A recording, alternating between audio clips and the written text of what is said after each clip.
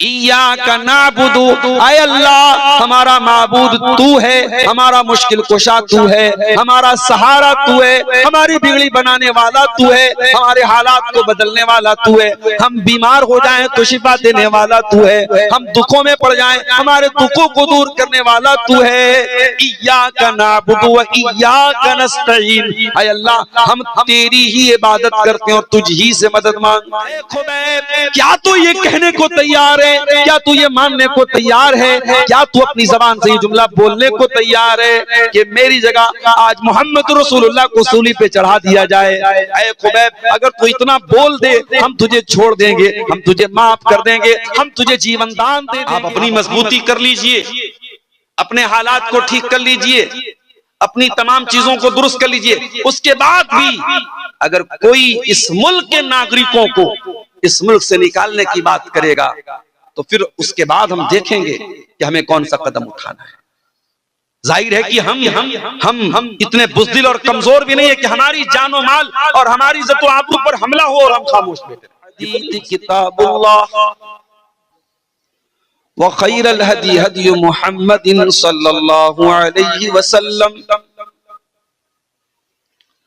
व शर्रुल उमूरि मुहदसातुहा व कुल्लु मुहदसतिन बिदअह व कुल्लु बिदअतिन दलालह व कुल्लु दलालतिन फिन्नार। अऊज़ु बिल्लाहि मिनश शैतानिर रजीम। बिस्मिल्लाहिर रहमानिर रहीम। अल्लज़ीना आमनू व लम यल्बिसू ईमानहुम बिज़ुल्मिन उलाइका लहुमुल अम्न व हुम मुहतदून।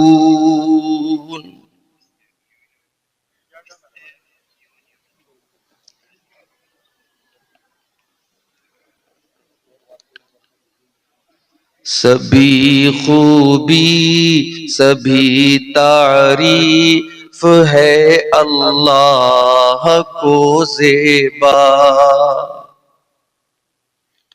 सभी खूबी सभी तारीफ है अल्लाह को ज़ेबा। बुजुर्गी है उसी आका ए आली जाह को ज़ेबा। वो है सारे जहानों का खुदाए बरतरो बाला। बराबर सारी मखलूकात का है पालने वाला। बहुत ही मेहरबान है वो, बड़ा ही मेहरबान है वो। सदा रहमत फशां रहमत फशां रहमत फशां है वो। वही रोज़े क़यामत का अकेला हुक्मरां होगा। किसी का मशवरा होगा न कोई दरमियां होगा। खुदावंदा तेरे आगे हम अपना सर झुकाते हैं। तुझी को पूजते हैं हम, तुझी से लौ लगाते हैं। खुदावंदा तुझी से हम, तुझी से चाहते हैं हम मददगारी। तुझे आती है अपने आरज़ूमंदों की दिलदारी। दिखा दे हमको सीधी राह पर ले चल। जिन्हें तूने नवाजा है उन्हीं की राह पर ले चल। न उनकी राह पर ले चल खुदाई मार है जिन पर, तेरी फटकार है जिन पर, तेरी दुत्कार है जिन पर, न उनकी राह पर ले चल भटक कर रह गए हैं जो, मुलम्मा की तरह चमके चमक कर रह गए हैं जो। सदर मोहतरम,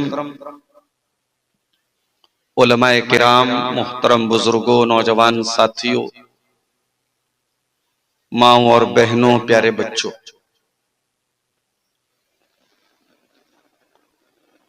घड़ी में 1 बजने को है।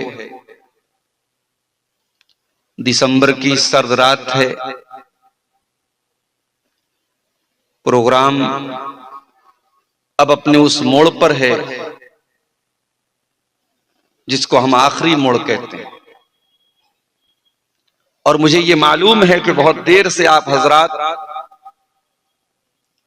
शिद्दत से मेरा इंतजार कर रहे थे, मगर शायर कहता है कि हुई ताखीर तो कुछ बाइस से ताखीर भी था, कुछ तो मजबूरियां रही होंगी, यूं कोई बेवफा नहीं होता। 360 किलोमीटर मुसलसल सफर करने के बाद एक गिलास पानी पिए बगैर आपके सामने स्टेज पर आके मैं बैठ गया, सिर्फ इसलिए कि बार बार फोन पर यह बात आ रही थी कि भाई लोग भाग रहे हैं, लोग जा रहे हैं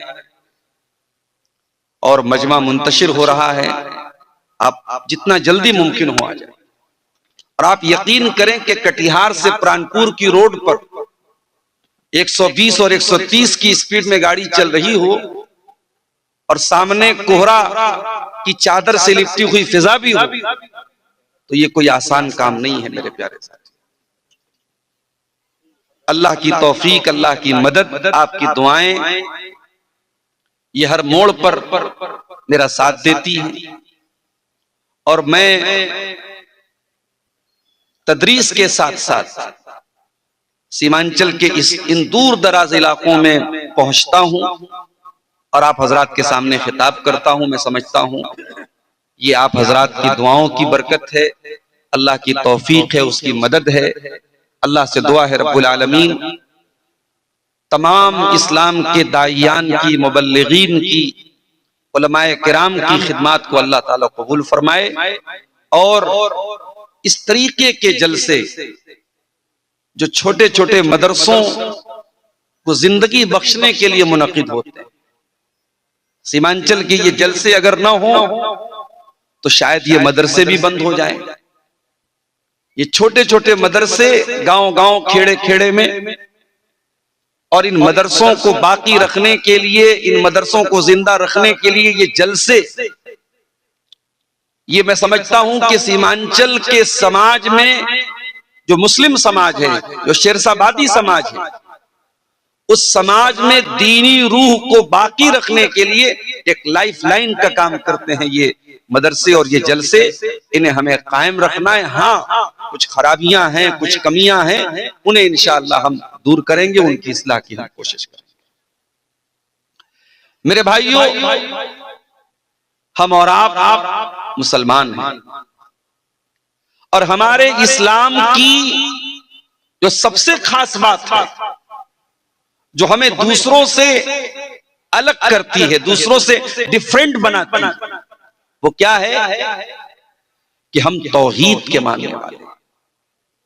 हमारा कलमा है ला इलाहा इल्लल्लाह, अल्लाह के सिवा कोई भी उपासना के, इबादत के, मदद मांगने के, पुकारने के लायक नहीं है। अल्लाह के सिवा हम किसी और की इबादत नहीं करते। ये जो तौहीद है, इसे आप कोई मामूली चीज मत समझिए मेरे भाई। ये आपकी शक्ति है, आपकी ताकत है, आपकी स्ट्रेंथ है। अल्लाह के करोड़ों बंदों में अल्लाह ने आपको चुना है अपनी तौहीद के लिए। आप पत्थर की इबादत नहीं करते, आप जानवर की इबादत नहीं करते, आप नदियों को अपना माबूद नहीं मानते, आप पहाड़ों को अपना रब नहीं मानते, आप आसमान को अपना रब नहीं मानते, आप जमीन को अपनी माता नहीं बोलते, आप सिर्फ और सिर्फ अल्लाह की इबादत करते। और ये जो तौहीद है इसको हमेशा अपने दिल में बिठा करके रखना है, इसे कभी भूलना नहीं है। और इसीलिए 5 टाइम की नमाज में हर रकात में हम इस बात को रिपीट करते हैं, इय्याका नअबुदु व इय्याका नस्तईन। ऐ अल्लाह हम तेरी ही इबादत करते हैं और तुझ ही से मदद मांगते हैं।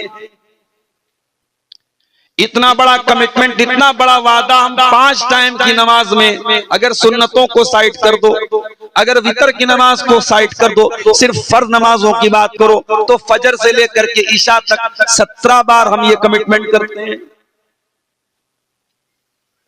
इस अकीदे को अल्लाह के नबी ने बच्चे बच्चे को सिखाया था। अब्दुल्लाह इब्ने अब्बास को देखो, 8-10 साल के बच्चे हैं, वो अल्लाह के प्यारे नबी के साथ साथ ऊंटनी के ऊपर सवार हैं। 8-10 साल के बच्चे को अल्लाह के नबी तौहीद सिखाते हैं। ओ सीमांचल के मुसलमान हो, ओ मेरे शेरशाबादी भाइयों, आपने अपने बच्चों को तौहीद कब सिखाई थी, कब समझाई थी, कब बैठ करके उसको अल्लाह के बारे में बताया था? जरा गौर करो। अल्लाह के नबी अपने चचा के बेटे से कह रहे हैं, इब्ने अब्बास से कह रहे हैं, इज़ा सअलता फस्अलिल्लाह व इज़ा इस्तअनता फस्तईन बिल्लाह। ऐ मेरे बच्चे, जब भी तू सवाल करना, जब भी तू मदद मांगना, अल्लाह से मदद मांगना, अल्लाह के सिवा किसी और के आगे हाथ मत फैलाना। उसके बाद अल्लाह के नबी फरमाते हैं कि ऐ मेरे बच्चे, इहफज़िल्लाह तजिदहु तुजाहक, तू अल्लाह ताला के कानून की हिफाजत कर, अल्लाह के कानून का ख्याल कर, अल्लाह के हलाल और हराम का ख्याल कर, अल्लाह ताला तेरी हिफाजत करेगा। इहफज़िल्लाह तजिदहु तुजाहक, ऐ मेरे बच्चे तू अल्लाह को याद रख, अल्लाह हमेशा तेरी मदद के लिए तेरे सामने होगा। अभी हमारे शेख साहब बोले थे ना, हिंदुस्तान के हालात बड़े नाजुक। हालात हमारे हक में कब अच्छे थे मेरे भाई? हालात तो बद्र में भी नाजुक थे, 313 के मुकाबले में 1000 का लश्कर। हालात तो ओहद में भी नाजुक थे, हालात तो खंदक में भी नाजुक थे, हालात तो जंगे हुनैन में भी नाजुक थे। आप जब अपने आप को मुसलमान कहते हैं तो आपको यह मान के चलना चाहिए कि आप कांटों के रास्ते पे चल रहे, आप कोई फूलों की सेज पे नहीं चल रहे।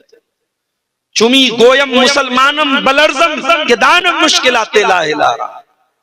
जब मैं कहता हूं कि मैं मुसलमान हूं, मैं कांप जाता हूं, क्योंकि मैं जानता हूं ला इलाहा इल्लल्लाह कहना आसान काम नहीं है। इसके रास्ते में बड़ी दुश्वारियां हैं, बड़े ब्रेकर्स हैं, बड़ी रुकावटें। अलिफ लाम मीम अहसिबन नास व युत्रकू अन यक़ूलू आमन्ना व हुम ला युफ्तनून।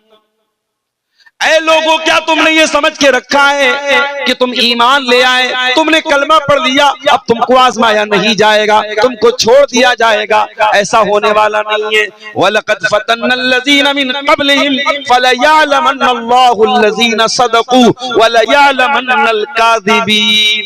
हर दौर में हमने ईमान वालों को आजमाया है, हमने सच्चों को झूठों से अलग किया है, हमने खरे को खोटे से अलग किया है। हिंदुस्तान के मौजूदा हालात ये फिल्टर का काम करेंगे, ये खरे और खोटे को अलग करेंगे। ये हालात बताएंगे कौन अपने ईमान में मजबूत है और कौन हालात के तहत समझौता कर रहे। आप ईमान छोड़ दीजिए, सारी दुश्मनी आपसे खत्म हो जाएगी।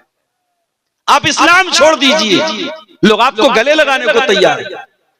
आपकी मुसलमान लड़कियों को फंसाने के लिए, उनको इस्लाम से दूर करने के लिए बाकायदा पैकेज दिए जा रहे हैं कि भाई इतनी मुसलमान लड़कियों को फंसाओ, हम इतना पैसा देंगे, सरकारी नौकरी देंगे, ये देंगे वो देंगे, पैकेज दिए जा रहे हैं। तो ये काम आसान नहीं है मेरे प्यारे साथी। याद रखो मेरे प्यारे साथियों, इतने नाजुक हालात में भी अल्लाह के नबी की नसीहत याद रखना, इहफज़िल्लाह तजिदहु तुजाहक, अल्लाह को याद रख, अल्लाह तेरे सामने मौजूद होगा, अल्लाह तेरी मदद के लिए मौजूद होगा।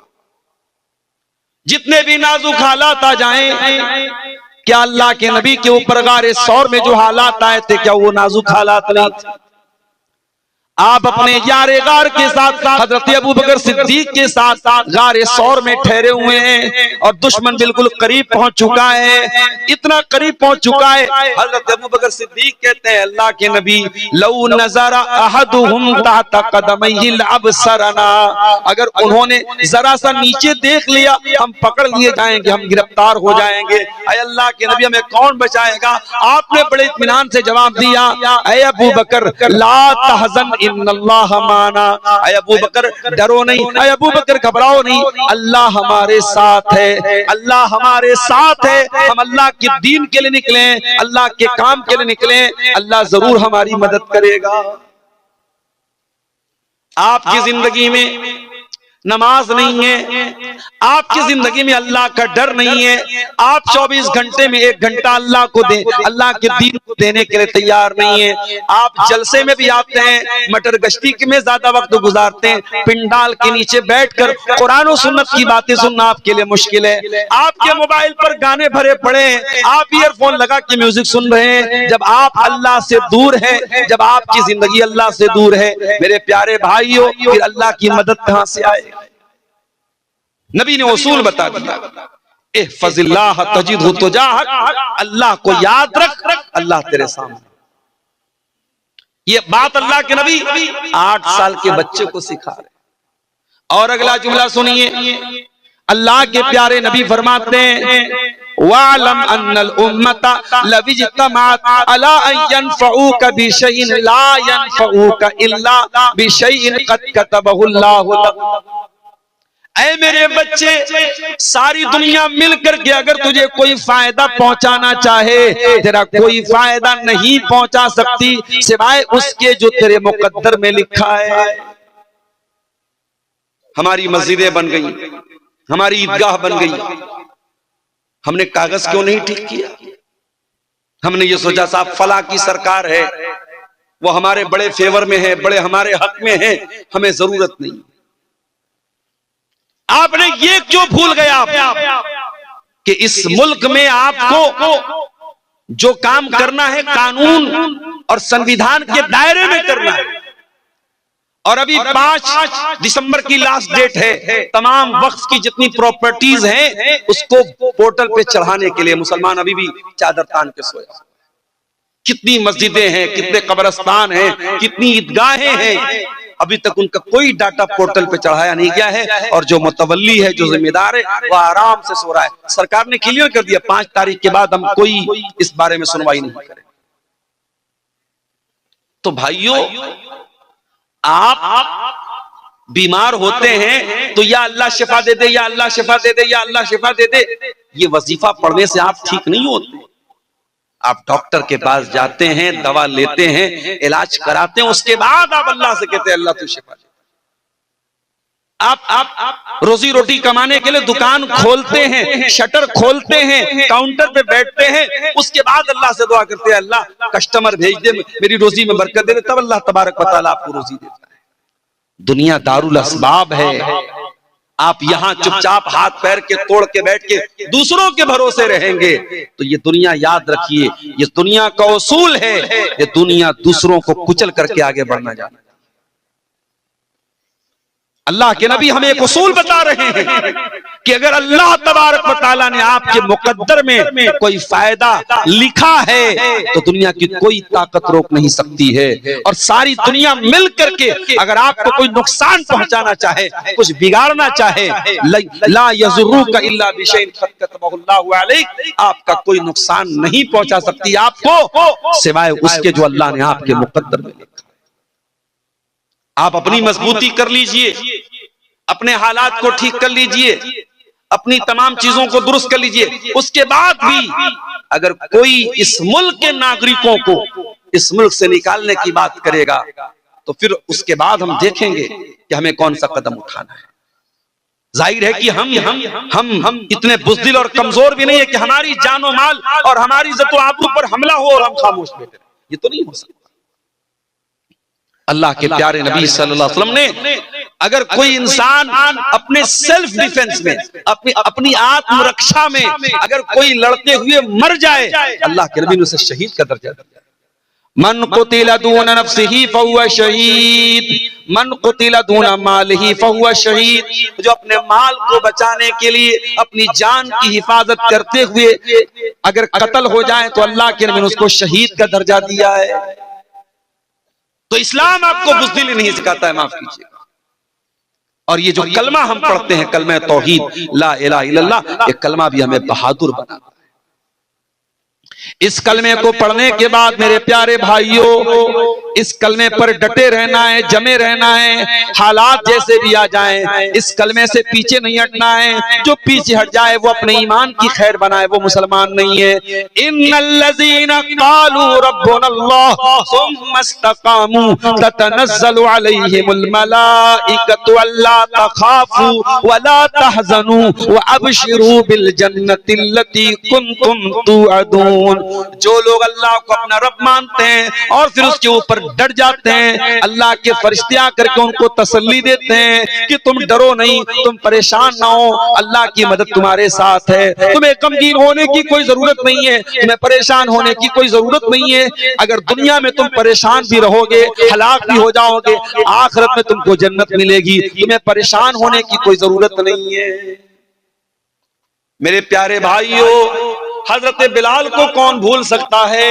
उनका मालिक उमैया बिन खल्फ उनको तपती रेत में लिटा दिया करता था, सीने पर गर्म पत्थर रख देता था और उनको वार्निंग देता था, ऐ बिलाल, हम तुझे टॉर्चर करना बंद कर देंगे, हम तुझे तकलीफें देना बंद कर देंगे, हम तुझे सताना बंद कर देंगे। ऐ बिलाल, बस तू मोहम्मद के दीन को छोड़ दे, तू इस्लाम को छोड़ दे, तू तौहीद को छोड़ दे। बिलाल कोई हैंडसम और खूबसूरत तो नहीं थे, बिलाल काले कलूटे थे, बिलाल गुलाम थे, बिलाल हबशा के रहने वाले थे, मगर बिलाल के काले सीने में जो दिल था, वो दिल बड़ा रोशन, बड़ा नूरानी था। वो दिल अल्लाह की तौहीद से भरा हुआ था, वो दिल अल्लाह की मोहब्बत से भरा हुआ था। बिलाल का सीना छलनी हो रहा है, बिलाल की पीठ अरब की तपती रेत पर पिघल रही है, मगर बिलाल की जबान से क्या निकलता है? बिलाल कहते हैं, अहद अहद, मेरा अल्लाह एक है, मेरा रब एक है, मेरा माबूद एक है। उस एक अल्लाह की तौहीद के साथ मैं कोई समझौता करने को तैयार नहीं। हजरत खुबैब इब्न अदी को देखो, सूली पे चढ़ाया जा रहा है। सूली पे चढ़ाने के पहले खुबैब से कहा गया है, खुबैब क्या तेरी कोई आखिरी ख्वाहिश है तो तू पूरी कर ले। खुबैब ने कहा, मैं 2 रकात नमाज पढ़ना चाहता हूं। कब पढ़ ले? खुबैब ने वजू बनाया, 2 रकात नमाज पढ़ी और बहुत हल्की नमाज पढ़ी और सलाम फेरने के बाद कहा, ऐ मक्का के काफिरों, अगर मुझे इस बात का डर न होता कि कहीं तुम ये न समझो कि मैं मौत के डर से नमाज को लंबा कर रहा हूं, मैं थोड़ी और लंबी नमाज पढ़ता। उसके बाद खुबैब को सूली पे चढ़ाने की तैयारी हो गई, खुबैब की जान लेने की तैयारी हो गई। सूली पे चढ़ाने के पहले खुबैब को एक मौका दिया गया, ऐ खुबैब, क्या तू ये कहने को तैयार है, क्या तू ये मानने को तैयार है, क्या तू अपनी जबान से ये जुमला बोलने को तैयार है कि मेरी जगह आज मोहम्मद रसूलुल्लाह को सूली पे चढ़ा दिया जाए? ऐ खुबैब, अगर तू इतना बोल दे, हम तुझे छोड़ देंगे, हम तुझे माफ कर देंगे, हम तुझे जीवन दान दे देंगे।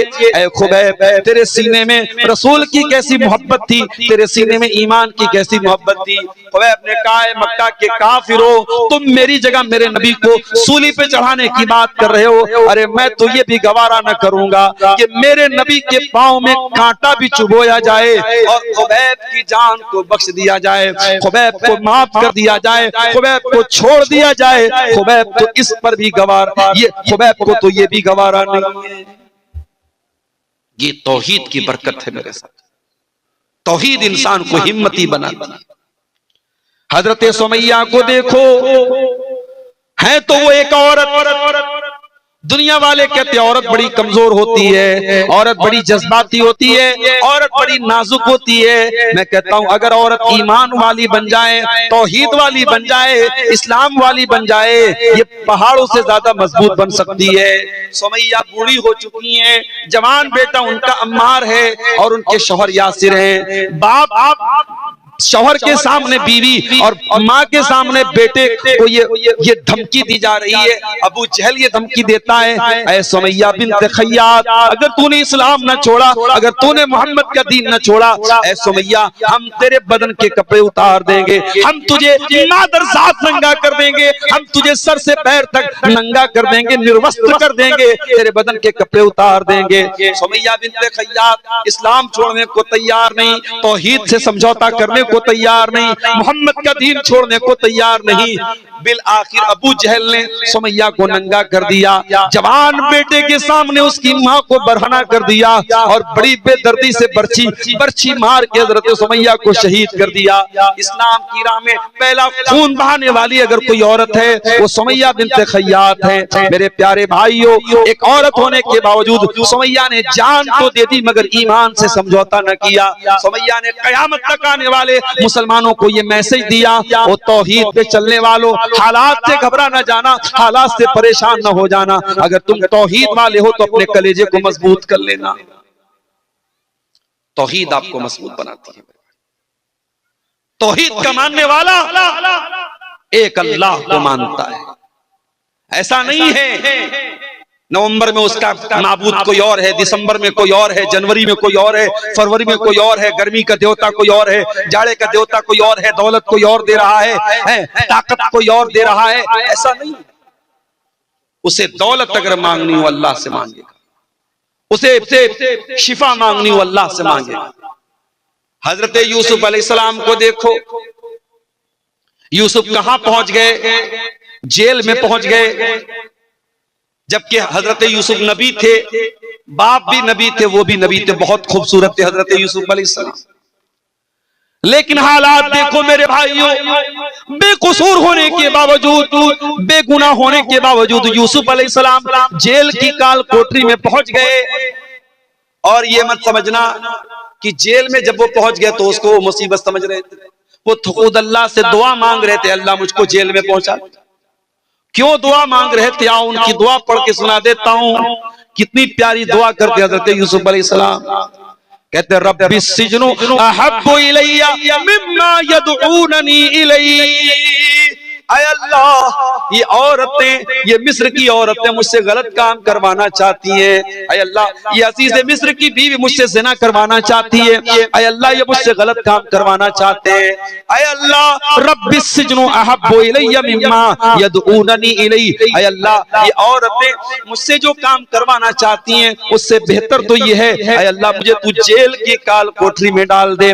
व इल्ला तसरिफ अन्नी कैदहुन्ना अस्बु इलैहिन्ना व अकुम मिनल जाहिलीन। और ऐ अल्लाह, अगर तूने इनकी चाल को नाकाम नहीं किया, अगर तूने इन औरतों की चाल को नहीं फेरा, ऐ अल्लाह मैं झुक जाऊंगा इनकी तरफ, मैं माइल हो जाऊंगा इनकी तरफ और मैं भी जाहिलों में से हो जाऊंगा। क्योंकि औरत की चाल से बचना बड़ा मुश्किल काम है, औरत के फरेब से बचना बहुत मुश्किल काम है।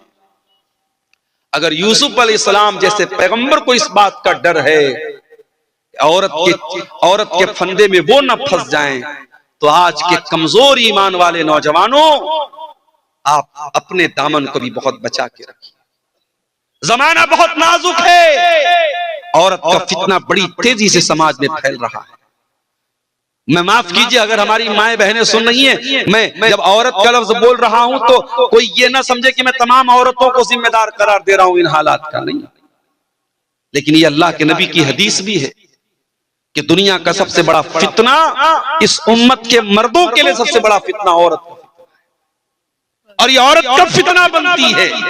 जब इस्लाम से दूर होती है, जब दीन से दूर होती है, जब बेहया होती है, जब बदचलन होती है, जब ये खूबसूरत कपड़े पहनकर मेकअप करके सज के संवर के अपने हुस्न की नुमाइश करती है, तभी औरत फितना बनती है। और यही औरत अगर इस्लाम के दायरे में रहे तो दुनिया की सबसे बड़ी नेमत बन जाती है।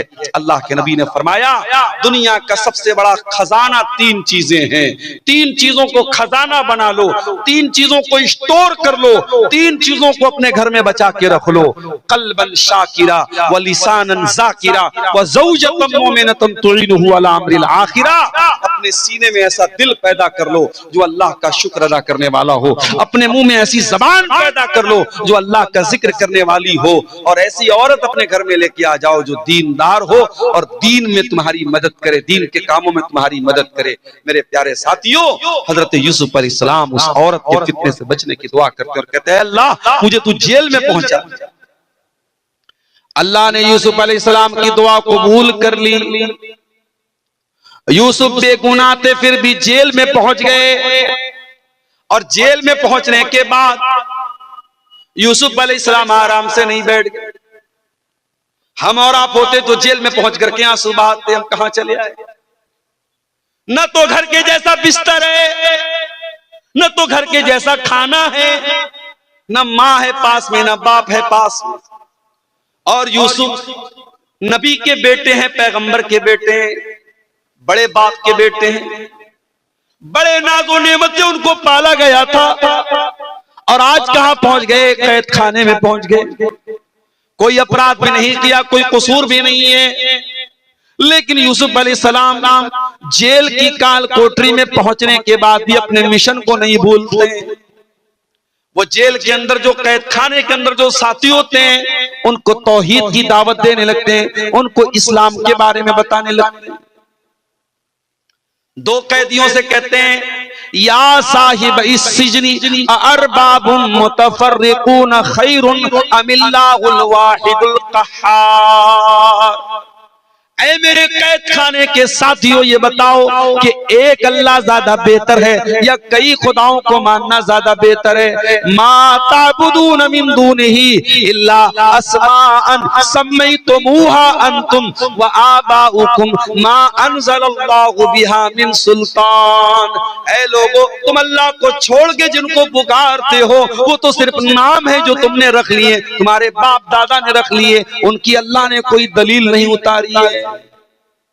भाई नाम रख लिया आपने, किसी का नाम रख लिया आपने गौसे आजम, सबसे बड़ा मदद करने वाला, किसी का नाम रख लिया गरीब नवाज, गरीबों को देने वाला, किसी का नाम रख लिया दस्तगीर, हाथ पकड़ने वाला, किसी का नाम रख लिया दाता देने वाला, किसी का नाम आपने रख लिया मुश्किल कुशा।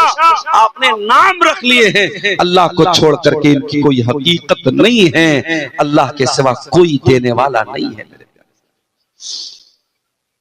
तो तौहीद आपके ज़हन को सुकून देती है। मेरे प्यारे साथी, तौहीद पर चलने वाला एक रास्ते पर चलता है। प्राणपुर से कटिहार जाने वाला रास्ता अगर हमको पकड़ना है और हम पीछे मनिहारी का रास्ता पकड़ लें, कहीं और निकल जाएं, हम मंजिल से भटक जाएंगे। अगर आप तौहीद पर चल रहे हैं तो तौहीद आपको सिरात मुस्तकीम के रास्ते पे लेके जाएगी, जन्नत के रास्ते पे लेके जाएगी। और यही वजह है तौहीद पर चलने वाला वो इधर उधर भटकता नहीं, कभी यहां कभी वहां नहीं रहता है, वो एक प्लेटफॉर्म पे रहता है। इहदिनस सिरातल मुस्तकीम, वो 5 टाइम अल्लाह से यही दुआ करता है, अल्लाह हमको सिरात मुस्तकीम पे कायम रख, हमको इसी सीधे रास्ते पे चलने की तौफीक। तौहीद पे चलने वाला सुकून की दौलत से माला माल होता है। मेरे प्यारे नौजवान साथियों, आपसे एक बात कहना चाहता हूं, सुकून किस चीज का नाम है? क्या ज्यादा पैसा कमा लेने का नाम सुकून है? माफ करना, बड़े बड़े अरबपतियों को रात में सोने के लिए स्लीपिंग पिल्स लेनी पड़ती है, नींद की दवाएं लेनी पड़ती है, और किसी गांव का कोई गरीब आदमी रात में साग रोटी खा लेता है, मछली भात खा लेता है, दाल चावल खा लेता है और आराम से सो जाता है। इसका मतलब यह हुआ कि सुकून का ताल्लुक पैसे से नहीं है। जितने सुकून के साथ वो गरीब आदमी अपनी झोपड़ी में सो रहा है, वो करोड़पति महल में उतने सुकून से नहीं सो रहा है। इसीलिए बहुत ज्यादा दौलत के पीछे ना भागो मेरे प्यारे भाइयों। दौलत कमाओ, दौलत जरूरी चीज है, लेकिन अगर दौलत मिल गई, हलाल तरीके से मिल गई, तो हराम रास्तों पे न जाना, वरना सुकून की दौलत छिन जाएगी। अल्लाह के प्यारे नबी बड़ी प्यारी बात इरशाद फरमाते हैं, लैसल गिना अन कसरतिल अरदी वलाकिन्नल गिना गिनन नफ्सी। अरे ज्यादा पैसा हो जाना, ज्यादा सामान हो जाना, ये दौलत नहीं है, ये मालदारी नहीं है। असल मालदारी है कि इंसान का दिल मालदार हो जाए, इंसान का नफ्स गनी हो जाए, इंसान दिल का मालदार हो जाए। कुछ लोग होते हैं ना, चमड़ी चली जाए दमड़ी न जाए, पैसा बहुत है, मगर एक पैसा भी अल्लाह की राह में खर्च करने की बात आ जाए, किसी गरीब को देने की बात आ जाए, नानी मर जाती है। चमड़ी चली जाए दमड़ी न जाए। पैसा है, दौलत है, दिल नहीं। और मैं देखता हूं कभी कभी मदरसों में चंदा जब लोग देते हैं, दान देते, गरीब आदमी जो बेचारा बहुत मामूली कमाने वाला है, अपनी हैसियत से बढ़ के वो देता है। और करोड़पति लोग बेचारे जो है, वो बंगला में तकरीर करने वाला उसको दाएं बाएं से खींचता है, पकड़ता है, बुलाता है, उसके बाद बड़ी मुश्किल से 5,000 10,000 रुपया वो निकालता है।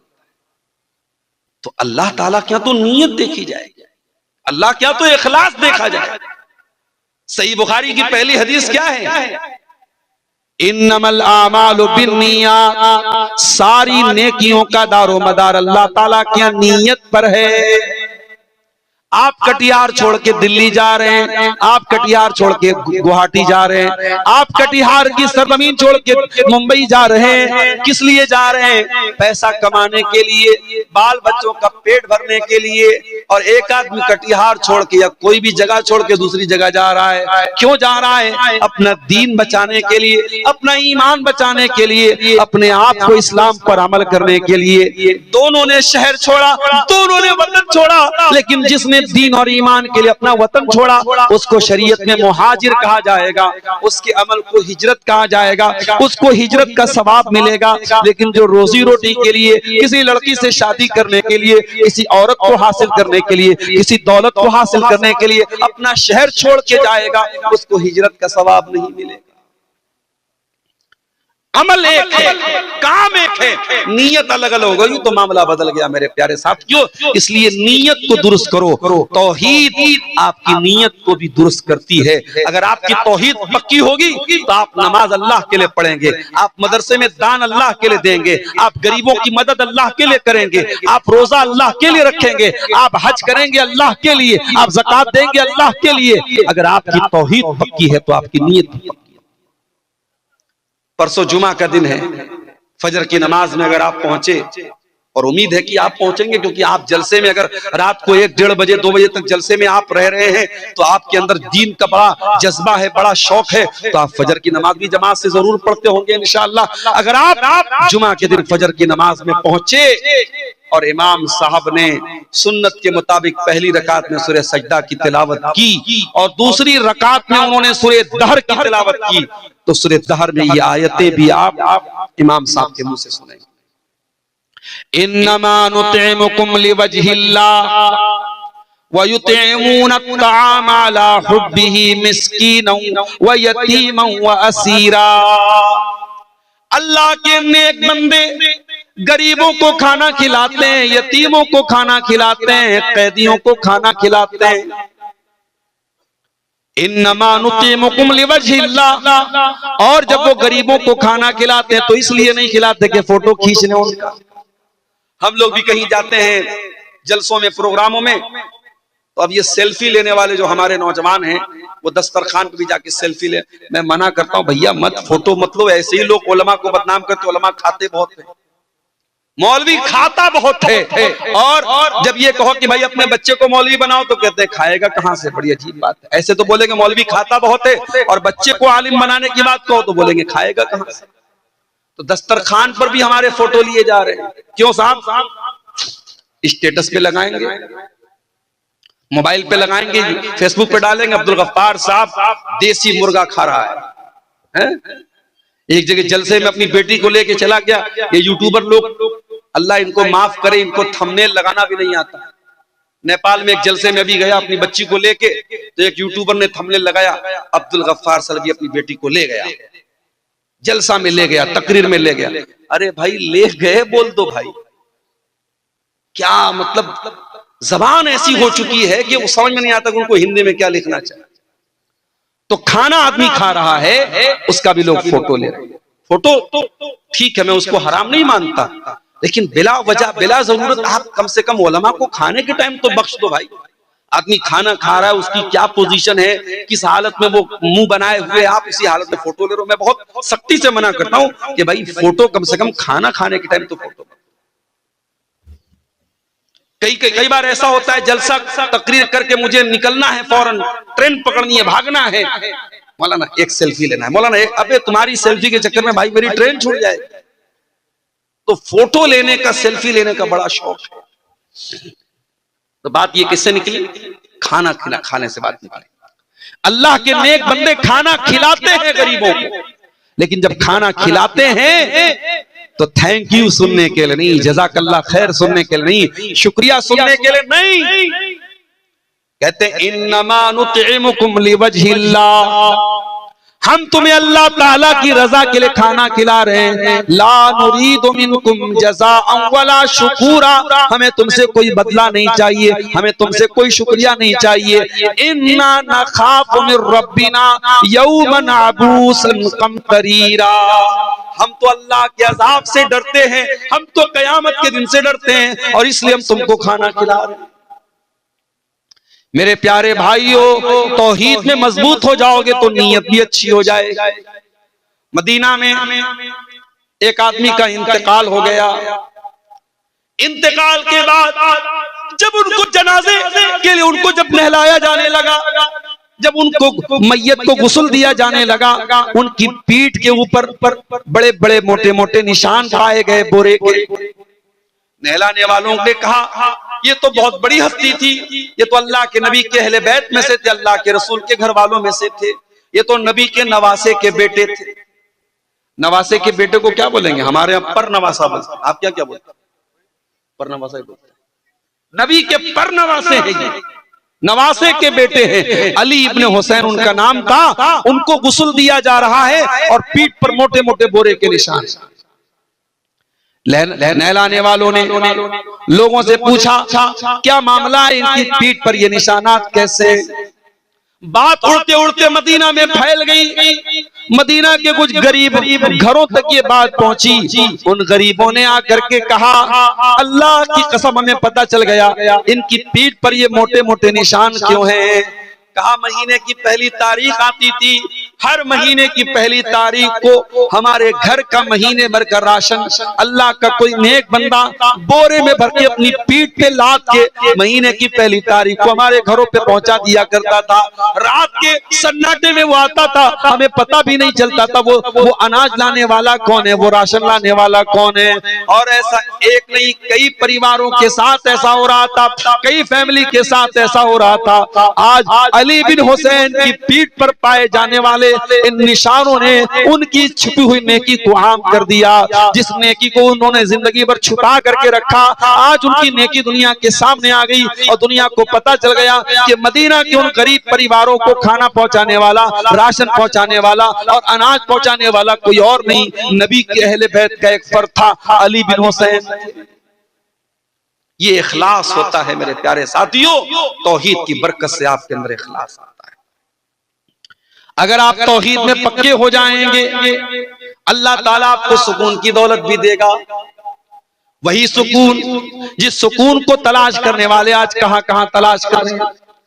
ये शराबी शराब क्यों पी रहा है, ये जिना करने वाला जिना क्यों कर रहा है, ये लड़कियों से चैटिंग क्यों कर रहा है, ये पाउडर के जरिए ड्रग्स क्यों ले रहा है। इन तमाम लोगों से पूछ तो कहते हम तो सुकून के लिए ऐसा कर रहे हैं। शराब पीने वाला सुकून के लिए शराब पी रहा है, सिगरेट पीने वाला सुकून के लिए सिगरेट पी रहा है, खैनी खाने वाला सिगरेट के लिए सुकून के लिए खैनी खा रहा है। यानी जितने ये नशे की चीजें हैं ये सब सुकून के लिए कर रहा है। ऐ सुकून की तलाश में ये हराम काम करने वालों, ऐ शराब में डूबे इंसानों, ऐ नशे की लत में मुब्तला नौजवानों, ऐ लड़कियों से चैटिंग करके अपने आप को सुकून पहुंचाने का ख्वाब देखने वालों, आओ कुरान तुमको बताता है सुकून कहाँ मिलेगा।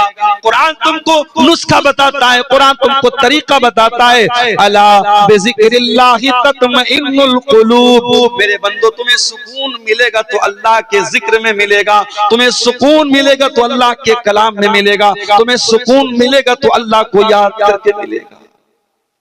आज कितने मुसलमान हैं उनके घर में 24 घंटे में एक बार कोई अल्लाह का नाम लेने वाला, कोई एक आदमी भी नमाज पढ़ने वाला नहीं, कोई एक औरत भी कुरान पढ़ने वाली नहीं। दिन रात मोबाइल पे गाने बज रहे हैं, दिन रात बच्चों के हाथ में मोबाइल, बड़ों के हाथ में मोबाइल, गाने बजाने मुसलमानों के घरों में बज रहे हैं। ओ लोगों, आपने बिल्डिंगें तो बड़ी आलीशान बना ली, आपने मकान तो बड़े अच्छे बना लिए, मगर माफ करना, अगर आपके घरों में अल्लाह का नाम नहीं लिया जा रहा है, अगर आपके घरों में अल्लाह का जिक्र नहीं हो रहा है, मैं नहीं कह रहा हूं, अल्लाह के प्यारे नबी फरमा रहे हैं, ऐसा घर मुर्दा है, मुर्दा। आपने फरमाया मसलुल बैतिल लज़ी युज़करुल्लाहु फीही वल बैतिल लज़ी ला युज़करुल्लाहु फीही मिस्लल हय्य वल मय्यित। जिस घर में अल्लाह का नाम लिया जाए वो घर जिंदा है, और जिस घर में अल्लाह का नाम ना लिया जाए वो घर मुर्दा है। हमारे घर मुर्दा हो चुके हैं। जिन घरों में अल्लाह का नाम न लिया जाए उन घरों में सुकून कहां से आएगा। अगर आज बच्चे माँ बाप की बात नहीं मानते, माँ बाप बच्चों के साथ नाइंसाफी कर रहे हैं, भाई भाई से लड़ाई कर रहा है, देवरानी जेठानी में आज अगर झगड़े हो रहे हैं, ननद और भाभी में झगड़े हो रहे हैं, तो मेरे प्यारे साथियों, घर में सुकून आए तो कहां से आए, बरकत आए तो कहां से आए। बरकत का तो तरीका हमने खो दिया है, सुकून का तरीका हमने खो दिया है। कुरान कहता है अला बिज़िक्रिल्लाहि तत्मइन्नुल कुलूब, आओ अल्लाह के जिक्र से तुमको सुकून मिलेगा। अभी मैं आज एक साइंसदान के बारे में पढ़ रहा था। थाईलैंड की एक यूनिवर्सिटी चियांग माऊ एक यूनिवर्सिटी है, उसमें एक प्रोफेसर है जो एनाटॉमी के प्रोफेसर है, और उनका नाम क्या है? उनका नाम है तेजा तेलाक। वो थाईलैंड के हैं, थाई प्रोफेसर है, एनाटॉमी के वो प्रोफेसर है। और वो एनाटॉमी का मतलब होता है इंसान के बदन की जो पार्ट्स ऑफ बॉडी हैं, जो शरीर के जो अंग हैं, उस पर वो रिसर्च करते हैं, उसके बारे में वो तहकीक करते हैं। थाईलैंड की उस यूनिवर्सिटी के प्रोफेसर साहब ने जब तहकीक करना शुरू किया, रिसर्च करना शुरू किया, एक सवाल बार बार उनको डिस्टर्ब कर रहा था कि इंसान की बॉडी में जो दर्द होता है, उस दर्द को बदन का कौन सा हिस्सा रिसीव करता है। इंसान की बॉडी में वो जो दर्द होता है, जो पेन होता है, उस दर्द को बॉडी कैसे फील करती है, बॉडी कैसे महसूस करती है। सबसे पहले बॉडी का कौन सा ऐसा अंग है जो दर्द को फील करता है। डॉक्टर साहब परेशान थे, प्रोफेसर साहब परेशान थे। अचानक किसी ने एक दिन उनको कुरान दे दिया। कुरान पढ़ते हुए सूरह निसा की आयत उनकी आंखों से गुजरी। अल्लाह ने फरमाया कुल्लमा नज़िजत जुलूदुहुम बद्दलनाहुम जुलूदन गैरहा। जब जहन्नमी जहन्नम में डाले जाएंगे, उनके बदन की चमड़ी जल जाएगी, खराब हो जाएगी, हम नई चमड़ी चढ़ा देंगे, हम नई चमड़ी चढ़ा देंगे ले यज़ूक़ुल अज़ाब, ताकि बार बार वो अजाब का मजा चखें, उनको अजाब का दर्द फील हो, उनको अजाब का दर्द महसूस हो।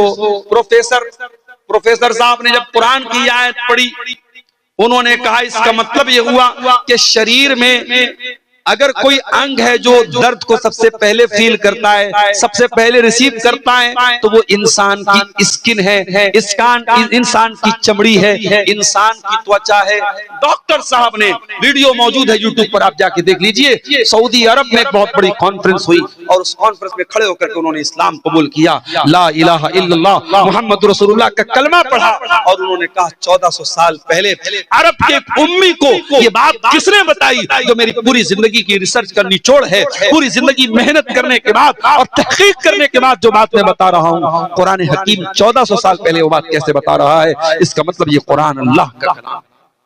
मेरे प्यारे साथियों, आज अगर आप तौहीद पर पक्के हो जाएं, आप अल्लाह का जिक्र और कुरान अगर आप पढ़ना शुरू करें, आप जब बड़े बड़े प्रोफेसर और बड़े बड़े पढ़े लिखे लोगों के दिल की दुनिया बदल गई, आपके दिल की दुनिया भी बदल जाएगी। मगर हमारा दिल का आलम यह है, हमारा दिल बड़ा कठोर हो चुका है मेरे साथी। ये दिल बड़ा सख्त हो चुका है, ये दिल बड़ा कठोर हो चुका है। कुरान कहता है लौ अंज़लना हाज़ल कुरान अला जबल, इस कुरान को हमने किसी पहाड़ के ऊपर भी उतारा होता तो पहाड़ भी अल्लाह के खौफ से रेजा रेजा हो जाता। लरअयतहु खाशियम मुतसद्दिअम मिन खशियतिल्लाह। इस कुरान के अंदर वो पावर है कि बड़े बड़े पहाड़ को भी चकनाचूर कर सकता है, लेकिन इंसान के दिल पर आज कुरान का कोई असर नहीं हो रहा है। क्यों? क्योंकि पहाड़ से ज्यादा कठोर हो चुका है इंसान का दिल। मेरे प्यारे साथियों, सुकून की दौलत भी इसी कुरान के जरिए मिलेगी, इसी अल्लाह के जिक्र के जरिए मिलेगी। और जो आदमी तौहीद के रास्ते पर चलता है उसके दिल को अल्लाह ताला सुकून की दौलत से भी मालामाल कर देता है। मूसा अलैहिस्सलाम को देखिए, बनी इस्राइल को लेके जा रहे हैं, फिरौन को पता चला, फिरौन ने पीछा किया, सामने दरिया है कुलजुम आ गया। मूसा अलैहिस्सलाम के साथियों ने क्या किया है, मूसा इन्ना लमुद्रकून, अब तो हम पकड़ लिए जाएंगे, अब हमें कौन बचाएगा। मूसा अलैहिस्सलाम ने बड़े इत्मीनान से जवाब दिया, कल्ला इन्ना मइया रब्बी सयहदीन, ऐ मेरी कौम के लोगों, मेरा रब मेरे साथ है, मेरा अल्लाह मेरे साथ है, वो जरूर कोई ना कोई रास्ता निकालेगा। ये सुकून हजरत मूसा के दिल में कैसे पैदा हुआ? ये तौहीद की बदौलत पैदा हुआ। जब इंसान की तौहीद पक्की होगी, जब अल्लाह पर यकीन पक्का होगा, बड़े बड़े मुश्किल हालात में भी वही सुकून उसके दिल में मौजूद है। मूसा अलैहिस्सलाम ने कहा मेरा रब मेरे साथ है, वो जरूर कोई ना कोई रास्ता निकालेगा। फ़अौहैना इला मूसा अन इज़रिब बिअसाकल बहरा फनफलक फकान कुल्लु फिरकिन कत्तौदिल अज़ीम। अल्लाह फरमाता है, हमने मूसा से कहा, ऐ मूसा तू पानी के ऊपर अपने आसा को, अपनी लाठी को मार दे, पानी फट जाएगा और दोनों तरफ पानी रुक जाएगा और बीच में रास्ता बन जाएगा। पानी के ऊपर कभी रास्ता बनते देखा है? मनिहारी का ब्रिज बन रहा है, कितने जमाने से काम चल रहा है, अभी लोग बता रहे 2026-27 में काम कंप्लीट होगा। पानी के अंदर ब्रिज बनाना आसान काम नहीं, पानी के अंदर पिलर खड़ा करना आसान काम नहीं है। अल्लाह ताला की टेक्नोलॉजी देखो मेरे, अल्लाह ने पानी को रोक दिया दोनों तरफ और बीच में रोड बन गई, रास्ता बन गया और मूसा अलैहिस्सलाम अपने साथियों के साथ बड़े आराम से पानी को क्रॉस कर गए। अल्लाह ताला की जो टेक्नोलॉजी होती है, अल्लाह की जो तदबीर होती है, इंसान वहां तक पहुंच भी नहीं सकता। वल्लाहु खैरुल माकिरीन। इंसानों की तदबीर अल्लाह की तदबीर के सामने कुछ नहीं है। जब अल्लाह अपनी प्लानिंग करेगा तो इंसानों की तदबीर, इंसानों की चालबाजी, इंसानों की मक्कारी धरी की धरी रह जाएगी। अल्लाह की तदबीर उनकी सारी मक्कारियों को खत्म कर देगी मेरे प्यारे साथी। तो तौहीद पे चलने वाला सुकून की दौलत से माला माल होता है। जो इंसान तौहीद पर चलता है वो अल्लाह के कैमरे से हमेशा डरता रहता है। दुनिया का कैमरा, आज आप किसी बड़े मार्केट में चले जाएं, कटिहार के किसी बड़े दुकान में, मॉल में चले जाएं, आप मालदा में चले जाएं, आसपास पूर्णिया चले जाएं, बड़ी बड़ी दुकानों पे कैमरे लगे हैं। क्यों लगे हैं भाई कैमरे? कैमरे लगे हैं साहब, उनको कहते हैं सीसीटीवी कैमरा। वो सिक्योरिटी के लिए लगे हैं, सुरक्षा के लिए लगे हैं। कैमरा लगा है तो चोरी नहीं होगी, कैमरा लगा है तो कोई गलत काम नहीं होगा। जो इंसान तौहीद पर चलता है उसे अल्लाह ताला के कैमरे का डर सबसे ज्यादा होता है, क्योंकि इंसान का बनाया हुआ कैमरा तो फेल भी हो सकता है।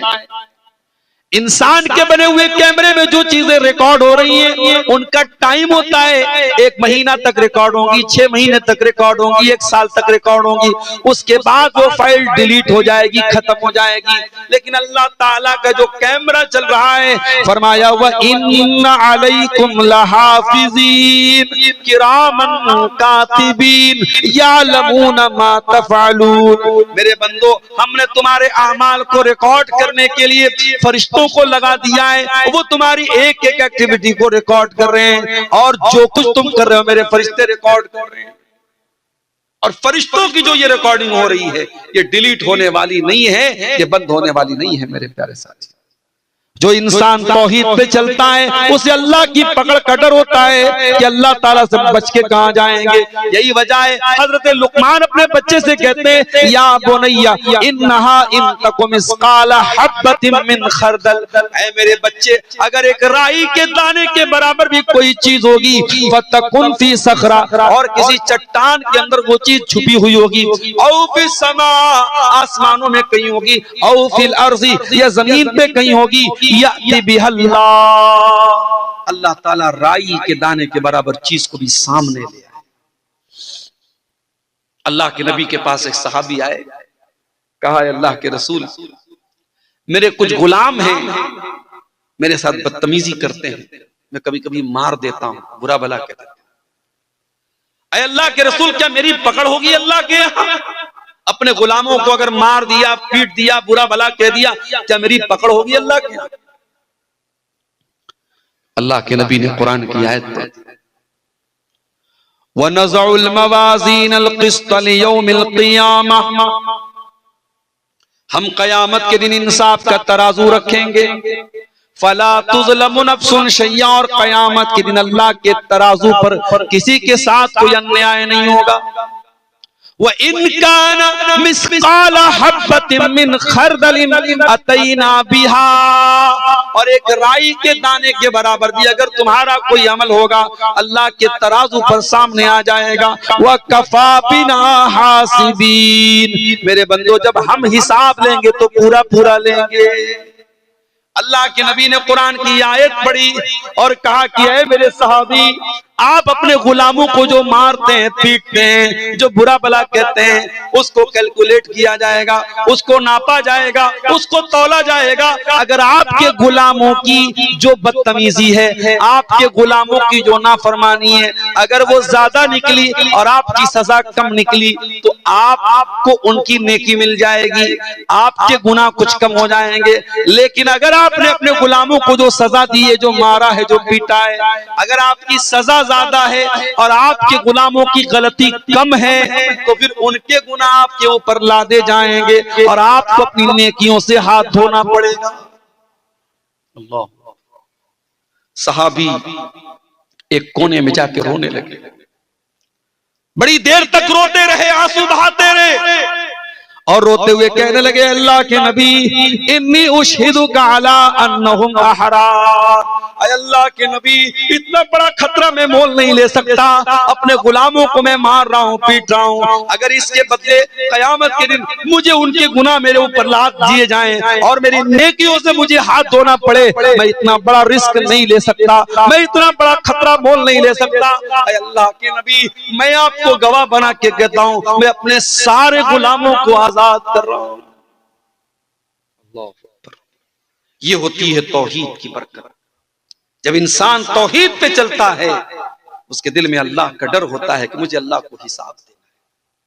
और जब तौहीद पर नहीं चलता है, जब अल्लाह का कोई डर नहीं होता है, तो चोर बन जाता है, बेईमान बन जाता है, करप्ट बन जाता है, भ्रष्टाचारी बन जाता है। मेरे प्यारे साथी, हजरत अब्दुल्लाह इब्न उमर को देखो, सफर में जा रहे हैं, प्यास लगी, भूख लगी, एक चरवाहा उनको मिला, देखा चरवाहे के साथ बकरियां बहुत सारी हैं, कहा कि है मेरे भाई, किसी बकरी का दूध पिला दे, मैं कीमत दे देता हूं, पैसा दे देता हूं। चरवाहा बोला कि नहीं, ये बकरियां मेरी नहीं है, मेरे मालिक की है, मुझे सिर्फ बकरी चराने को बोला गया है, मैं किसी बकरी का दूध आपको नहीं पिला सकता। अब्दुल्लाह इब्न उमर को बड़ी हैरत हुई, ये चरवाहा आदमी है, गुलाम है, इसको इतनी अकल है, इतना शऊर है कि मैंने बकरी का दूध मांगा, ये नहीं दे रहा है, कह रहा है मेरे मालिक की बकरी है। उन्होंने आजमाने के लिए, उसका इम्तिहान लेने के लिए कहा, ऐ चरवाहे, एक काम कर दो, अपनी बकरियों में से एक बकरी मुझको दे दे, मैं तुझको उसकी कीमत दे देता हूं।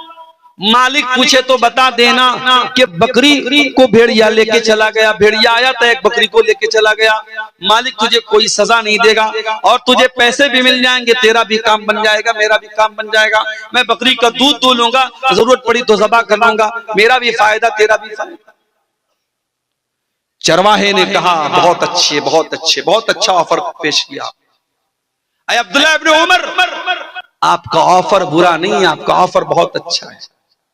आप भी खुश, मैं भी खुश, मालिक भी खुश। बस मुझे एक सवाल का जवाब दे दीजिए, फ़अयन अल्लाह, अल्लाह को क्या जवाब दूंगा?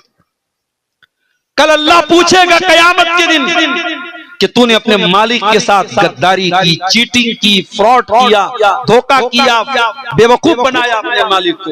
मैं अल्लाह को क्या जवाब दूंगा? बस मुझको इतना बता। उस चरवाहे के मुंह से फ़अयन अल्लाह, अल्लाह कहा गया, मैं अल्लाह को क्या जवाब दूंगा? ये सुनकर के अब्दुल्लाह बिन उमर रोने लगे, आंखों से आंसू जारी हो गए। पूछा तेरा मालिक कौन है? मदीना आए, मालिक का पता लगाया और मालिक को कीमत दे करके उस गुलाम को आजाद कर दिया। और आजाद करने के टाइम उस गुलाम से कहा, ऐ चरवाहे, ऐ कल तक तू गुलाम रहने वाला इंसान, आज इस तरह एक जुमले ने तुझको दुनिया की गुलामी से बचा लिया है और मुझे उम्मीद है कल कयामत के दिन जहन्नम की आग से भी तुझे ये जुमला बचा लेगा। अल्लाह, अल्लाह का ये डर तौहीद जब दिल में होगी तब पैदा होगा। जब आप तौहीद के पक्के होंगे तो अल्लाह का ये डर आपके दिल में पैदा हो जाएगा। हजरत उमर को देखो, गश्त लगा रहे हैं अपने दौरे हुकूमत में, दुनिया आराम से सोती है और उमर फारूक आम लोगों का कपड़ा पहन के गश्त लगाते हैं पूरे इलाके में, पूरे मदीना में। कौन भूखा है, कौन प्यासा है, कौन परेशान है, लोगों की मदद करते। हजरत उमर का गुजर एक मकान के पास से होता है। अंदर से एक औरत की आवाज आती है। औरत अपनी बच्ची से कह रही है, अपनी बेटी से कह रही है, अरे बेटी सुबह दूध बेचने जाना है, उठ करके तू दूध में पानी मिला दे। बेटी कहती अम्मी जान, क्या आपने अमीरुल मोमिनीन का ऑर्डर नहीं सुना? क्या हजरत उमर का हुक्म आपने नहीं सुना कि दूध में पानी मिलाना अपराध और जुर्म है? अम्मी जान, आप कानून की खिलाफ वर्जी कैसे कर सकती हैं? मां ने कहा बेटा, रात का सन्नाटा है, उमर आराम से अपने घर में लेटे होंगे, उमर कहां यहां देख रहे हैं, तू उठ करके दूध में पानी मिला। बेटी ने कहा अम्मी जान, उमर ला यराना फरब्बु उमर यराना, अगर उमर हमको नहीं देख रहे कोई बात नहीं, उमर का रब तो हमको देख रहा है।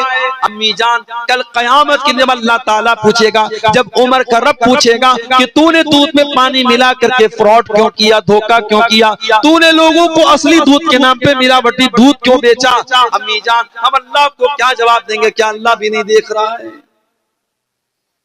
हजरत उमर ने मकान का नंबर नोट किया, घर आए, सारे बच्चों को बुलाया। ऐ मेरे बच्चों, मैंने एक लड़की की आवाज सुनी है, मैं नहीं जानता वो कितनी खूबसूरत है, मैं नहीं जानता उसका खानदान कैसा है, मैं नहीं जानता उसकी बरादरी कैसी है, मैं इतना जानता हूँ वो लड़की दीनदार है, वो लड़की अल्लाह से डरने वाली है, वो लड़की बहुत मुत्तकी और परहेजगार है और मैं उस लड़की को अपने घर की बहू बनाना चाहता हूँ। क्या तुम में से कोई उस लड़की से शादी करने को तैयार है? हजरत उमर के एक बेटे, उनका नाम आसिम था, उन्होंने कहा कि अब्बा जान, मैं शादी करने को।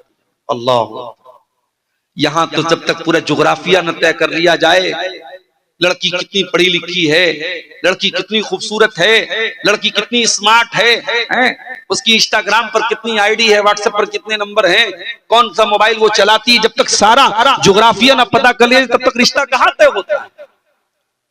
और आज जो हमारे घरों में जो बिगाड़ है मेरे प्यारे साथी, उसकी एक बहुत बड़ी वजह, ये बुनियाद हमारी खराब है। हमारी माए बहनें जब रिश्ता देखने जाती हैं, वो खूबसूरती देखती हैं, वो माल देखती हैं, वो जहेज देखती हैं, दीनदारी कौन देखता है मेरे साथ?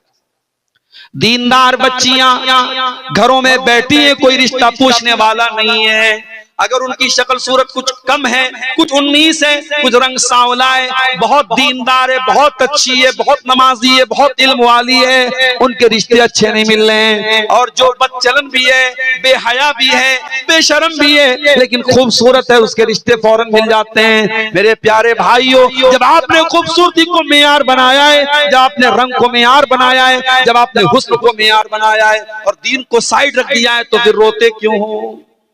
फिर रोने की क्या जरूरत है? आपने जो बोया है वही काट रहे हो। जब आपने खूबसूरत बहू लाए हैं आप, अच्छा बहू आई, 1 साल के बाद माँ बाप कहते हैं हमारा बेटा तो हमारे हाथ से निकल गया। जरा बहू के कमरे में जाके देखो, बहू के कमरे में जो बेड है वो किसने दिया? ससुर ने दिया।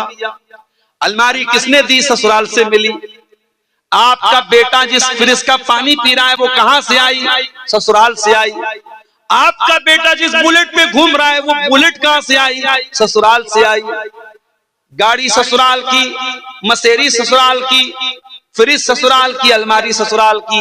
जब तमाम आपके बेटे के कमरे में जो चीजें भरी हैं वो ससुराल की मिली हुई हैं, तो आज आप ये शिकायत क्यों कर रहे हैं कि हमारा बेटा हमारी बात कम मानता है, अपने सास ससुर की बात ज्यादा मानता है? अरे भाई तो सही तो कर रहा है। आपका बेटा नमक हलाल कर रहा है, नमक हराम नहीं है। वो जिसका नमक खा रहा है उसका गुन गा रहा है। जहां से वो उसने सामान हासिल किया है और पूरे कमरे में जहां का सामान भरा है उन्हीं की वो तारीफ कर रहा है और उन्हीं के कसीदे पढ़ रहा है। मेरे प्यारे साथियों, शादी ब्याह पे भी आज हमने ऐसी रस्मों रिवाज की ऐसी चादर चढ़ा दी है।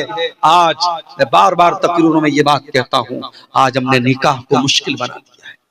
आज एक गरीब आदमी अपने लड़का लड़की की शादी करना चाहे, दुनिया भर के मसले हैं। लड़की की शादी है तो जहेज का इंतजाम करना है और इसी तरीके से जेवर का इंतजाम करना है, 500 बारातियों का इंतजाम करना है, और लड़के की शादी है तो उसमें भी इतने का खाना होना ही चाहिए। अब आपके शेरशाबादियों में कभी मैं किसी शादी में शामिल नहीं हुआ। हमारे बनारस में एक जमाने में लोग घरों में दावत कर लेते थे, अब साहब शादी हॉल में दावत होती है। हैदराबाद में मैं गया, वहां लोगों ने बताया कि शादी हॉल में दावत होती है और 7 तरीके के 8 तरीके के खाने जब तक न हो तब तक दावत मुकम्मल नहीं होती। कश्मीर में मैं गया, कश्मीर में शादी के मौके पर 19 तरीके के गोश्त बनते हैं और तब जाकर के शादी मुकम्मल होती है।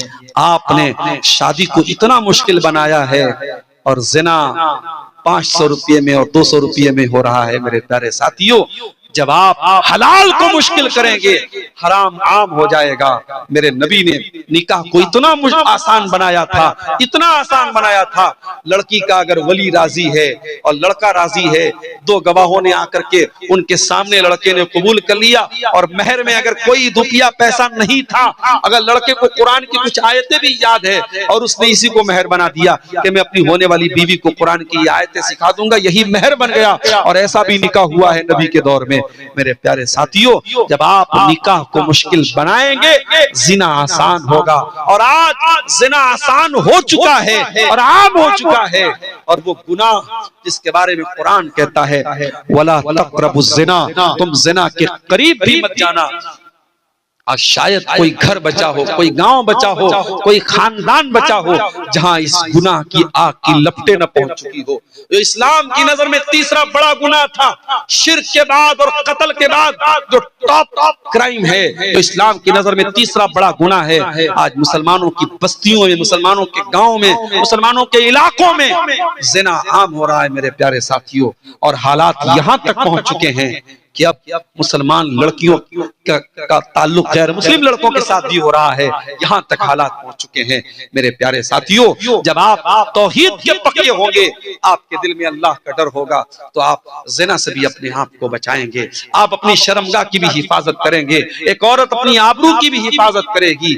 आप देखिए वो चरवाहा जो अपने मालिक के साथ वफादार था और अल्लाह से डरने वाला था, उसने कहा कि अगर मैं अपने मालिक को धोखा दे दूं तो अल्लाह को क्या जवाब दूंगा। और अब्दुल्लाह इब्न उमर रज़ी अल्लाह तआला अन्हु उसको आजाद कर दिया। और वो लड़की जो माँ के सामने ये कहती है अगर उमर देखने वाला नहीं है तो उमर का रब देख रहा है, और उस लड़की को हजरत उमर अपने घर की बहू बनाते हैं।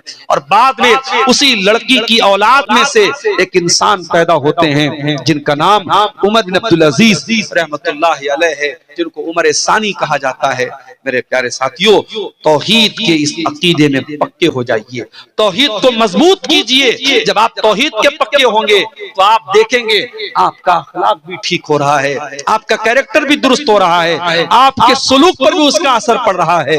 मेरे प्यारे भाइयों, आज दुनिया की अदालतें आप जाके देखें, अदालतों में अपराधी अपने आप को बचाने के लिए एड़ी चोटी का जोर लगाता है, वकील को खरीद लेता है, जज को खरीद लेता है, पुलिस को खरीद लेता है। लेकिन नबी के दौर में अदालत में अपराधी आता है, गामिदी औरत आती है और आकर के कहती है, इन्नी असब्तु ज़िना, ऐ अल्लाह के नबी मैंने ज़िना किया है, मैं शादीशुदा औरत हूँ, मैंने ज़िना किया है, मुझे मालूम है।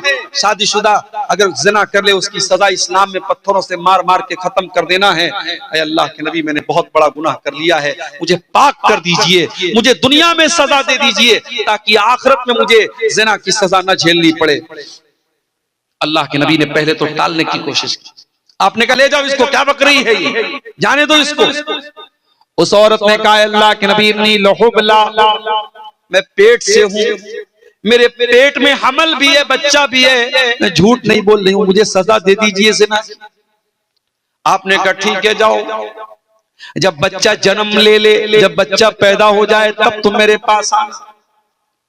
आपने 9 महीने का टाइम अपराधी को दे दिया। अपराधी भाग सकता है, बच सकता है। अल्लाह के नबी भी शायद भूल चुके होंगे, सहाबा भी शायद भूल चुके होंगे। 9 महीने के बाद बच्चा पैदा होता है, औरत उस बच्चे को गोद में लेकर के आती है। ऐ अल्लाह के नबी शायद आप भूल गए, मैं गामिदी हूं, मैं वही औरत हूं जो 9 महीने पहले आपके पास आई थी। ऐ अल्लाह के नबी मुझको ज़िना की सजा दे दीजिए, मुझको पाक कर दीजिए। आपने फरमाया नहीं नहीं, अभी बच्चा बहुत छोटा है, माँ का दूध पी रहा है, जाओ जब ये बच्चा रोटी खाने लगे तब तुम मेरे पास आना। अल्लाह के प्यारे नबी ने 2 साल का टाइम अपराधी को और दे दिया, 2 साल का मौका और दे दिया कि जा तू भाग सकता है तो भाग जा, बच सकता है तो बच जा, अपने आप को बचा सकता है तो बचा ले। वो लोगों, वो कौन सी ताकत थी, वो कौन सी कुव्वत थी। 2 साल के बाद जब बच्चा रोटी खाने लगता है, वो औरत अपने बच्चे को गोद में लेकर के आती है, बच्चे के हाथ में रोटी का टुकड़ा है, बच्चा रोटी खा रहा है। ऐ अल्लाह के नबी मेरा बच्चा दूध छोड़ चुका है, मेरा बच्चा रोटी खाने लगा। ऐ अल्लाह के नबी अब तो मुझे ज़िना की सजा दे दीजिए। आपने जमीन में गड्ढा खुदवाया, औरत का आधा धड़ जमीन में गाड़ा गया। जो इस्लाम में सजा है शादीशुदा की सजा, ज़िना की, पत्थरों से मारा गया, उस औरत को रज्म किया गया। जब पत्थरों से मारा जाने लगा, उस औरत के खून के कुछ छींटे हजरत खालिद बिन वलीद के कपड़ों पर पड़ गए। हजरत खालिद बिन वलीद की जबान से कुछ नाजेबा कलमात निकल गए, कुछ नामुनासिब कलमात उस औरत के हक में निकल गए। उन्होंने कुछ ऐसी बातें बोल दी कि पता नहीं कैसी औरत का खून मेरे कपड़े पर पड़ गया। अल्लाह के नबी ने बड़े गुस्से में फरमाया, महलन या खालिद, ऐ खालिद खबरदार, ऐ खालिद अपनी जबान को लगाम दो। ऐ खालिद ये कोई मामूली औरत नहीं है, लक़द ताबत तौबतन, इसने अल्लाह की बारगाह में सच्ची तौबा की है। लौ ताबहा साहिब मुक्सिन लगुफिर लहू, अगर कोई डाकू भी ऐसी तौबा करता तो अल्लाह उसको भी माफ कर देता। ये है तौहीद की बरकत। जब आप तौहीद के रास्ते पर आते हैं तो आपका दिल ऐसा हो जाता है कि आप अल्लाह की बारगाह में आकर के अपने गुनाहों का इकरार कर लेते हैं। मेरे साथ इसलिए मेरे प्यारे भाइयों, जो गुनाहों के बोझ से बोझल बना हुआ है, जो गुनाहों की जंजीरों में जकड़ा हुआ है, आओ ये रात का सन्नाटा है, ये रात का सुहाना वक्त है, जाओ वजू करके अपने कमरे में, अपने मस्जिद में, ये जहां भी मुनासिब हो, जाकर के अल्लाह के सामने सजदे में सर झुका दो और अल्लाह के सामने अपने गुनाहों का रोना रो लो, अल्लाह के सामने अपनी गलतियों का इकरार कर लो। यकीन जानो जब अल्लाह के सामने तुम सर झुका दोगे मेरे प्यारे साथियों, फिर आपको कहीं और सर झुकाना नहीं पड़ेगा। शायर कहता है, वो एक सजदा जिसे तू गिरा समझता है, 1000 सजदों से देता है आदमी को नजात। आज हमारे देश में इस तौहीद के खिलाफ भी बातें हो रही हैं, इस्लाम के खिलाफ भी बातें हो रही हैं और ऐसा मैसेज दिया जा रहा है, ऐसा नैरेटिव गढ़ा जा रहा है कि इस्लाम का मानने वाला सबसे घृणा करता है, सबसे नफरत करता है। माफ कीजिए, तौहीद नफरत नहीं सिखाती है, तौहीद इंसानियत सिखाती है। इस्लाम की नजर में कोई पैदाइशी एतबार से ऊंचा नीचा नहीं। दूसरे मजहब वालों के यहां किसी के बारे में यह अकीदा है कि वो साहब वो उनके भगवान के सर से पैदा हुआ है, कोई पेट से पैदा हुआ है, कोई पैर से पैदा हुआ है, कोई निचली जाति का है, कोई ऊंची जाति का है। ये उनका अकीदा है, उनकी बिलीफ है, उनकी आस्था है। मैं उस पर कोई कमेंट नहीं करता। मगर इस्लाम क्या कह रहा है? या अय्युहन्नास इन्ना खलकनाकुम मिन ज़करिन व उन्सा व जअलनाकुम शुऊबन व क़बाइल लितारफू इन्न अक्रमकुम इंदल्लाहि अत्क़ाकुम।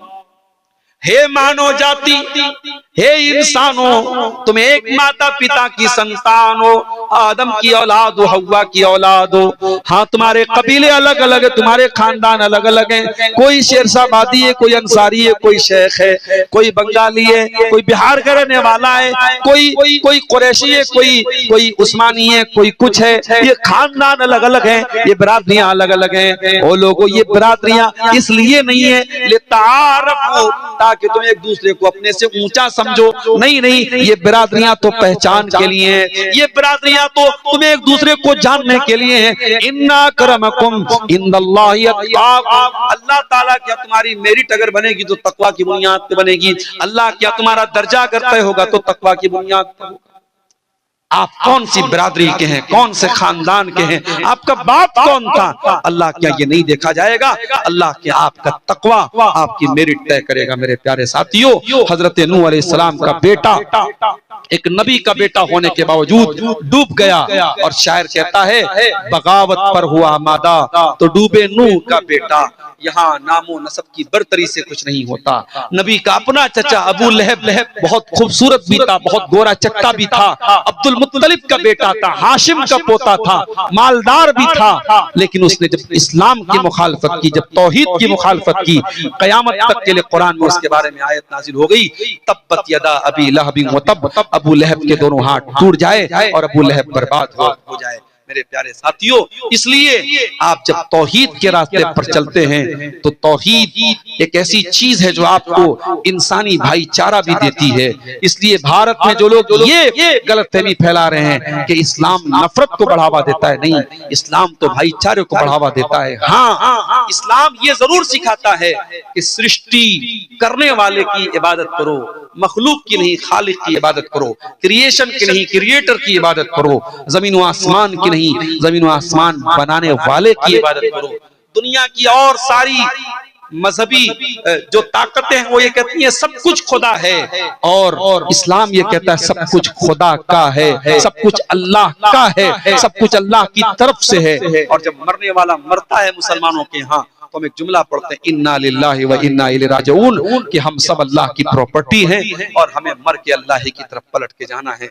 मेरे प्यारे साथियों, तौहीद के कुछ समरात और तौहीद के कुछ फवायद मैंने आपके सामने बयान किए हैं। मैं उम्मीद करता हूं कि आप इस जो मैसेज दिया गया है इस तकरीर में, तौहीद का जो दर्स आपके सामने रखा गया है, उसको आप अपने ज़हनों में उतारेंगे। हम अल्लाह से दुआ करते हैं रब्बुल आलमीन हमें कलमे तौहीद के तकाज़ों को समझने की तौफीक अता फरमा। रब्बुल आलमीन हमें मरते दम तक तौहीद पे चलने वाला बना दे।